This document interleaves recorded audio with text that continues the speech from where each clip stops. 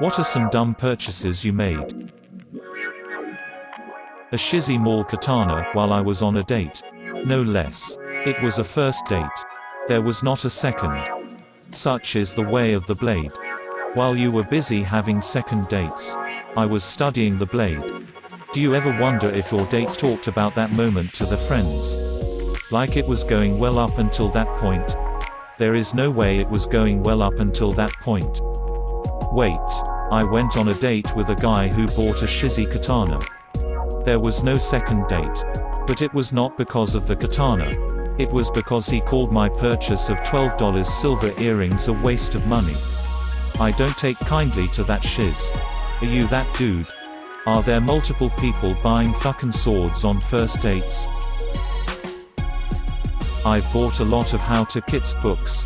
Like how to knit, how to calligraphy, how to paint, how to write poetry, etc. Have I learned how to do a single one of those things? No, I have not. How to Google how to do stuff. Watch How to Basic. I can help. I'm actually an author. And wrote How to Stop Buying How to Books. $400 and I'll mail you my first extortion. I mean. I bought a faceless doll to scare people. Turns out I was the most scared one. Why is there a faceless doll in your closet? I bought it to scare people. Wait a minute. Why does it have rare? Is this a sex doll? I refuse to answer more questions. I plead the fifth.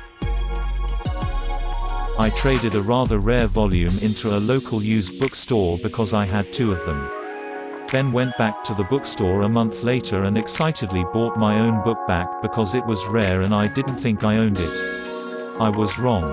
I like to think the same employee that received it from you also sold it to you and was profoundly confused. That's how you do secret trades. Sell a book with hidden messages. Question mark, question mark, question mark. Buy book back. Profit. Had a crush on a guy the first barely knew who told someone else who told me that this guy was into dominant women. A few days later I dropped nearly $600 on bondage gear. An entire strap-on setup and what I imagined to be dominatrix outfits. Everything arrived in the mail by a couple weeks later. I tried on everything. Looked all manner of ridiculous and suddenly realized I had never planned beyond that point. I couldn't come up with any non-mortifying way to try to let this guy know that I was prepared to dominate him. Like, I couldn't even decide if it would be less ridiculous to pretend I had always had all this stuff and been into such things. Or to admit I bought everything on the off chance that a near stranger I was infatuated with might be down for it. In the end I gave it all away to an elderly gay couple on Craigslist. That was my $600 value charity donation for the year. Wasn't even tax deductible. So you weren't dating him. Or even knew if he liked you. But you were ready just in case, I guess. I think you win. Dress for the job you want, not for the job you have. Dream big or stay home. Every time I think I'm dumb because I can't stop thinking of some girl for a few days, I'm going to remember this comment. And feel not so dumb. I spent the last 2 years being mediumly infatuated with a girl I went to school with. Basically just because she was nice to me in class. For various reasons I realized today why that was dumb. But then reading OP's comment was a nail in the coffin. I'm practically a genius. $400 fish tank lighting. I wasn't carpenter enough to build the hood to mount it. It sits in the basement as a monument of my idiocy. In the past I convinced me parents to spend $500 for fish stuff. I don't know how they were convinced. They are your parents. They love you and just wanted to support your hobby as it made you happy. Head over to our aquarium or our aquaswap. Someone might be interested in purchasing it. A cactus that lights up. You can send it to me, lol. Then the cactus really would be transplanted. I commissioned an artist to paint a portrait of my then girlfriend's dying pet rat. She had told me her rat was about to die a month before I got it. By the time it was ready, the relationship had ended and I didn't know what to do with it. I paid $90 for it and it was absolutely worth the price. Artist did an amazing job, I just didn't have anyone to give it to now. I ended up giving it to her anyway. I regret doing that since I probably just made her feel guilty. Thing is, I was fully aware we were about to break up. I just liked her so much and I was totally alone in a new state. I didn't think I was good enough to earn her love, so I tried to buy it. Real dumb. Honestly, if it meant something to her. It wasn't dumb. True. I'm glad I have walked away from relationships giving my best because at the end of the day, one, I don't ever wonder what if I did more. What if I really tried? What if I really gave myself, and two, I know that the person I was seeing knew, despite whatever else, that I am sweet, caring, thoughtful, and loving. Whether or not they were someone who was ready and or deserving of my love is something else, and does not take away from the value of my love. I may have tried to buy her love, but my love language is gift giving.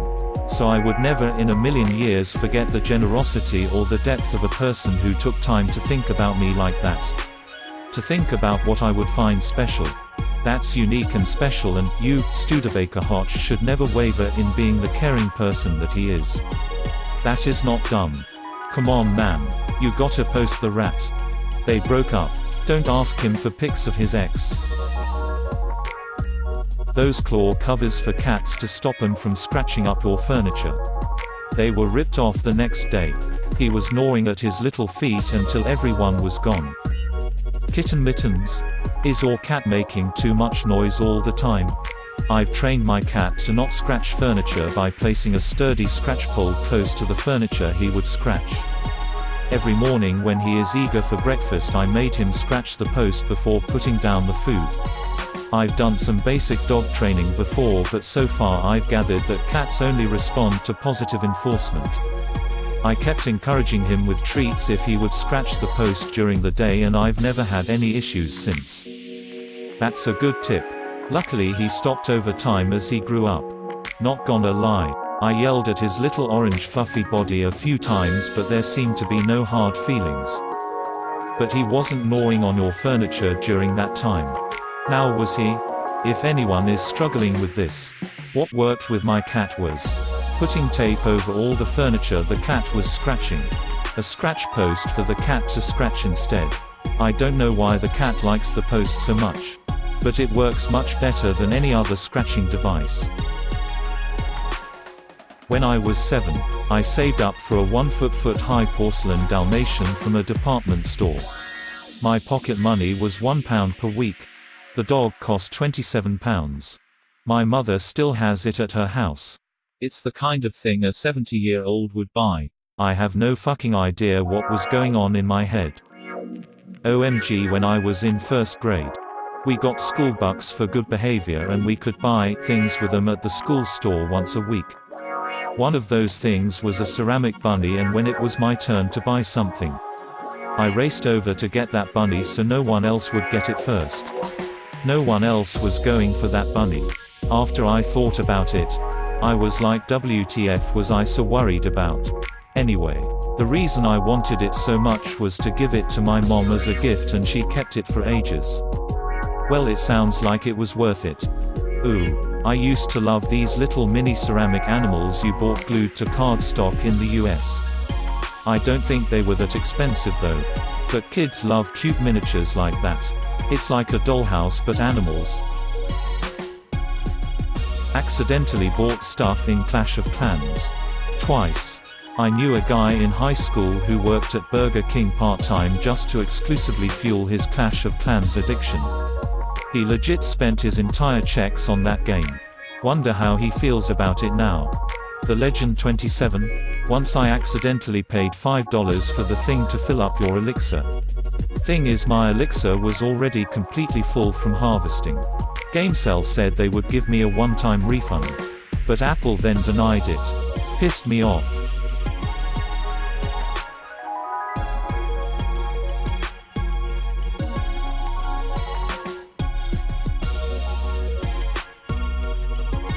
$75 in plants only to let them die because I forgot about them. There should be like an SPCA for plants. You know, some place you can guiltlessly drop off your mangy neglected plant. And after a week of it sitting sadly on display, it gets taken out back and gassed. There's something similar at stores like Home Depot that gardeners call death row. It's the bargain rack of near-dead plants that are dollar store priced. Take them home and treat them right, and they come back to life in no time. A house in 2007, it's still not worth as much as we paid for it. My parents bought in 2004. Around 2012-2013 when I was applying for the FAFSA. It gave an error when I entered that their mortgage was more than the house is worth. So what did you do? If you bought it in the Pacific Northwest, you'd be fucking loaded right now. When I was high off pain meds after my ACL surgery, I was on Amazon and saw a typewriter that I really wanted.